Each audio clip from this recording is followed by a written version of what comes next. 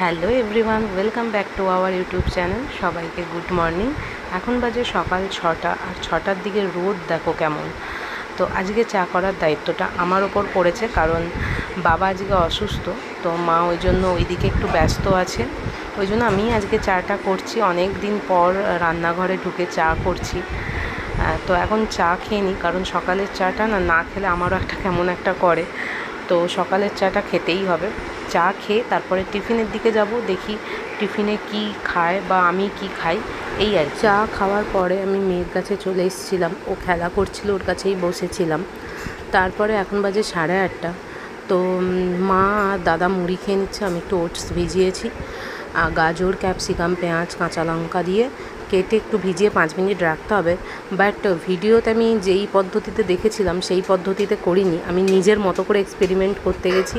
তো জিনিসটা যেটা করতে চেয়েছিলাম সেটা তো হয়নি, উল্টে এইটা হয়েছে। বাট খেতে হচ্ছে খুব দারুণ হয়েছে, সত্যি খুব সুন্দর হয়েছে খেতে। আর এখন খেয়ে নিই, খেয়ে আবার মেয়ের কাছে চলে এসেছি। এখনও জেগে আছে, ওর চোখে ঘুম নেই, বড়দের মতো সকালবেলা জাগবে, তারপরে জেগে থাকবে, তারপরে স্নান করে ওই 11:30 12টা থেকে ঘুমোবে যা। আবার উঠে পড়লো 2টো থেকে, একদম সেই রাত্রি 10টা। সারা সন্ধে কান্নাকাটি করে। এখন এই 3-4 দিন ধরে দেখছি এইটা হচ্ছে, নাহলে কিন্তু কান্নাকাটি সেরকম করতো না, ঘুমোতো বেশিরভাগ টাইম। তো জানি না কেন শুধু কোলে থাকতে চায়, বুঝতে পারছি না, পেট ব্যথা হয় না কি হয়। তো এই আর কি, এখন ওর সাথে একটু খেলে নিই, তারপরে আবার তোমাদের কাছে আসছি। মাম্মাম এইদিকে বাবা, এইদিকে। ওলি বাবালে, দাদা দাদা। হ্যাঁ, এটা কোথা থেকে চলে এলো রে? এই মাম্মামটা কোথা থেকে চলে এলো?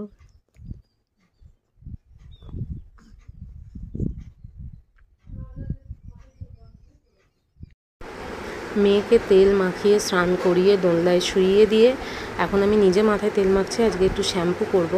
আগে প্রায় শ্যাম্পু করতাম, তো ঠান্ডা লেগে যাওয়ার ভয় এখন শ্যাম্পু করাটা একটু কমিয়ে দিয়েছি। তো যেদিন শ্যাম্পু করি সেদিন তেল মেখে নিয়ে আমি। আর মাঝে মাঝে আমি দোল দিতে যাচ্ছি, কারণ বাবা আজকে অসুস্থ, দোল দিতে পারছে না, ওই জন্য আমিই দোল দিচ্ছি। আর ও দোলনায় শুতেও খুব পছন্দ করে। আর এদিকে আমি স্নান করে চলে এসেছি। ও মোটামুটি স্নান করে দোলনায় দিয়ে ওকে 2টো অবধি ঘুমোয়, আবার সন্ধ্যাবেলা দোলনায় দিই। তো এখন তো কান্নাকাটি করে প্রায়, ওই জন্য দোলনায় দিই না। সন্ধ্যাবেলাটা প্রায় সময় কোলেই থাকে, একদম বাজে অভ্যেস হয়ে গেছে যেটা। দাদা উপরে ঘুমোচ্ছিল, এসে দোল দিচ্ছে, এখানে সবাই মিলে গল্প করছি। এবার খেতেও বসবো। আমরা এই খেয়ে উঠলাম, খেয়ে ওকে দোলনা থেকে তোলা হলো। এবার ওকে রুমে নিয়ে যাব, কারণ সবাই ঘুমোতে যাবে। ওকে নিয়ে আমিও একটু শোবো। জানি ও ঘুমোবে না, বিছানায় শুইয়ে দিলেই ও উঠে যাবে। ও দোলনায় যতক্ষণ থাকবে ঠিকঠাক ঘুমোবে, নাহলে বাকি সময় জেগে। তো আমিও একটু বিকেলবেলাটা বেরোলাম, ঘুমোইনি, ও জেগেছিল আমিও জেগেছিলাম, ওকে নিয়ে বসেছিলাম। তো বিকেল হতে আমি একটু বেরোলাম। ডাক্তার বলেছিল ফ্রি হ্যান্ড এক্সারসাইজ করতে, হাঁটতে। তো ওই জন্য একটু হাঁটাহাঁটি আরম্ভ করেছি, কারণ অনেক দিন নাচও বন্ধ। জানি না আজকে হয়তো পায়ের যন্ত্রণা হবে হেঁটে আসার পরে। আর বেশি দূর যাব না, কমই হাঁটবো, আজকেই প্রথম তো। আর ওকেও রেখে এসেছি, ওই জন্য ও যদি কান্নাকাটি একবার শুরু করে, ওই জন্য খুব ভয় হচ্ছে, তাড়াতাড়ি বাড়ি ঢুকতে পারলে বাঁচি। তো চলো এখন হেঁটে বাড়ি যাই। মাম্মাম সোনা, ও মাম্মাম সোনা, তুমি খেলু করছো? এই বাবালি, সবাই দেখে নিল, জামাটা নামাও। হ্যাঁ,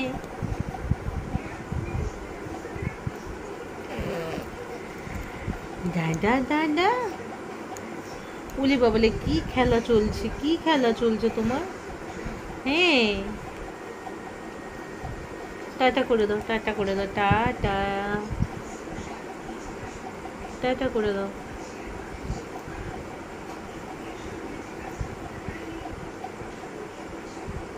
মাম্মা, তুমি খেলু করলে?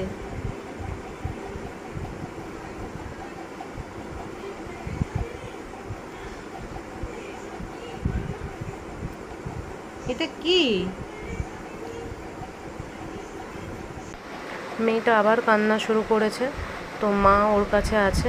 আমি এখানে রুটি করতে এসেছি, বেজে গেছে প্রায় 9:30 বাজতে যায়।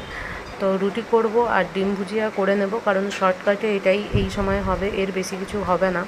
তো এখানে গাজর, পেঁয়াজ, লঙ্কা সব কেটে রেখেছি। তো ডিম ভুজিয়া করে নিই। তো এই অবধি ব্লগটা, যদি ব্লগটা ভালো লেগে থাকে অবশ্যই like, comment, share and subscribe করে দিও। সবাই ভালো থেকো, সুস্থ থেকো। সবাইকে টাটা, গুড নাইট।